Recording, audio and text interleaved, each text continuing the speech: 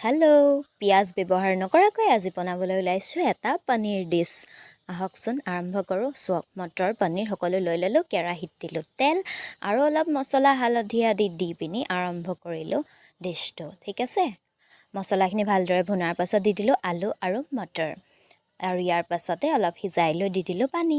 ভালদৰে সকলোবোৰ সিজি যোৱাৰ পাছতে ওপৰত এড কৰিলোঁ পনীৰখিনি এড কৰাৰ পাছতে আৰু অলপমান ঢাকন মাৰি সিজাবলৈ দিলোঁ আৰু অলপমান জ্বলা খাওঁ বাবে জলকীয়াও দি দিলোঁ এতিয়া ধুনীয়াকৈ ডিছটো হৈ গ'ল অলপ দেৰি হোৱাৰ পাছত সজাই ল'লোঁ ধুনীয়াকৈ ভোট জলকীয়া পিঁয়াজ আৰু নেমুৰে সৈতে চাওকচোন কেনে সুন্দৰ হৈছে আহক উপভোগ কৰি লওঁ নৱৰাত্ৰিৰ আগতেই এই সুন্দৰ সাজটো কেনেকুৱা লাগিলে আজিৰ ভিডিঅ'টো চাই ক'ব মই কিন্তু খাবলৈ লৈছোঁ বৰ সোৱাদ হৈছে দেই আপোনালোকেও ট্ৰাই কৰিবচোন উইদাউট পিঁয়াজ পনীৰৰ এই সুন্দৰ ডিছটো ঠিক আছে লগত জ্বলা অলপ লৈ লৈছোঁ আৰু জ্বলা খোৱা মানুহ যে ঠিক আছে বহুত ধুনীয়া হৈছে আজি